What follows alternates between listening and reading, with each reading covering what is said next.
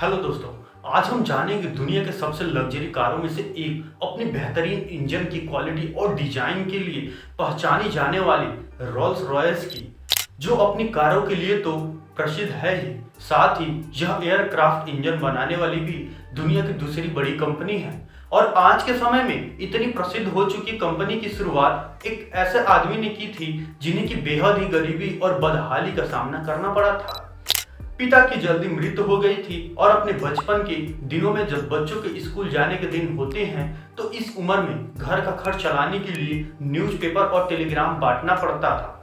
हालांकि इन विपरीत परिस्थितियों में भी उन्होंने कभी हार नहीं मानी। तो दोस्तों, मैं जिनकी बात कर रहा हूँ उनका नाम फ्रेडरिक हेनरी रॉयस है। दरअसल रोल्स रॉयस कंपनी के फाउंडर दो लोगों को माना जाता है, फ्रेडरिक हेनरी रॉयस और दूसरा चार्ल्स रॉल्स हैं। लेकिन इस कंपनी में सबसे मुख्य रोल फ्रेडरिक रॉयस का ही है। अब आप सोच रहे होंगे कि वह कैसे, तो चलिए दोस्तों, इसके लिए हम पूरी कहानी जानते हैं। हेनरी रॉयस का जन्म 1863 में इंग्लैंड के एक अलवंटम नाम के एक गांव में हुआ था। उनका परिवार एक किराने का आटा मिल चलाती थी, लेकिन यह काम अच्छे से नहीं चल पाने की वजह से वह सभी लंदन आकर बस गए। लेकिन जब हेनरी सिर्फ 9 साल के थे तब उनके पिता की मृत्यु हो गई और इस तरह से हेनरी को अपना घर का खर्च चलाने के लिए न्यूज़पेपर बेचने का और टेलीग्राम बांटने जैसे काम करना पड़ा। अगले कुछ सालों तक इन सभी कामों को करने के बाद वह अपनी आंटी की मदद से इंग्लैंड के एक पीटरब्रो नाम की जगह पर चले गए, जहां पर उन्होंने नॉर्दर्न रेलवे में काम किया और फिर वहां से लंदन लौटने के बाद वह एक लाइट एंड पावर कंपनी में शामिल हो गए, जिस कंपनी में वह सड़कों के ऊपर लाइट लगाने का काम करते थे।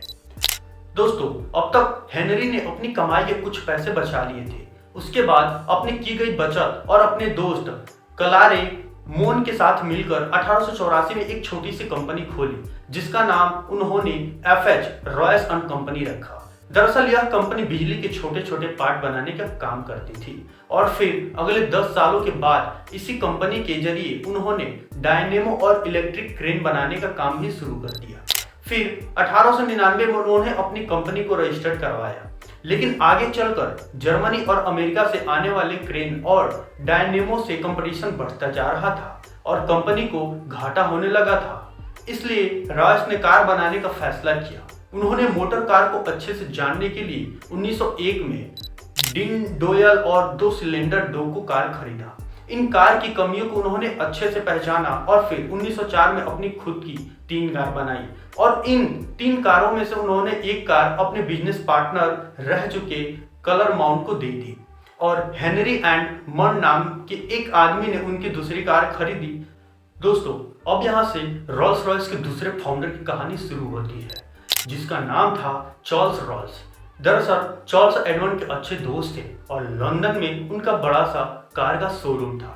जब उन्होंने हेनरी रॉल की कार को देखा तो वह उन्हें बहुत पसंद आई और चार्ल्स रॉयस हेनरी का पार्टनर बन गए। 23 दिसंबर 1904 को दोनों के बीच बिजनेस डील हुई कि रॉयस की बनाई हुई कार को रॉल्स खरीदेंगे और वे सभी कार रोल्स रॉयस के नाम से जानी जाएगी। और फिर दिसंबर 1904 में रोल्स रॉयस ने अपनी पहली car Rolls Royce 10 HP launch करी। यहाँ से कार को बनाने में रॉयस का टेक्निकल नॉलेज और रोल्स के बिजनेस नॉलेज जबरदस्त काम कर गया और फिर कंपनी तेजी से आगे बढ़ने लगी। 1907 में कंपनी ने XX6 X cylinder silver ghost car का निर्माण किया, जो कि एक सुपर कार थी और इस कार को लोगों द्वारा इतनी सराहना मिली कि इसे best car of the world कहा जाने लगा। 1910 में रॉयस की हवाई दुर्घटना में मृत्यु हो गई।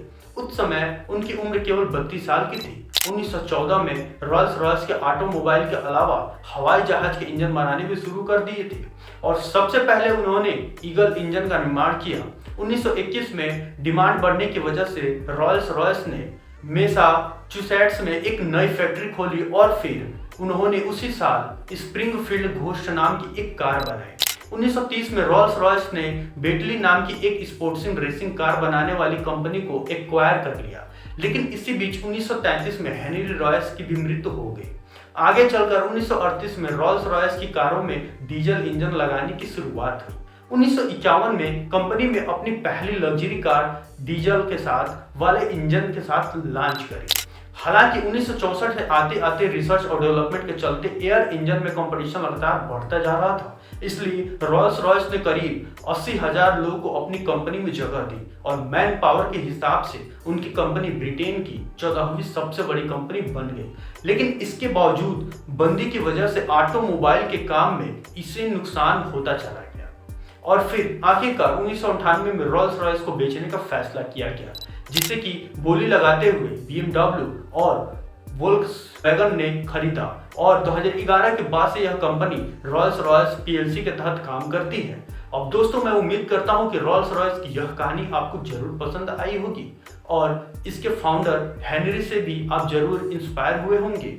आपका बहुमूल्य समय देने के लिए बहुत बहुत धन्यवाद।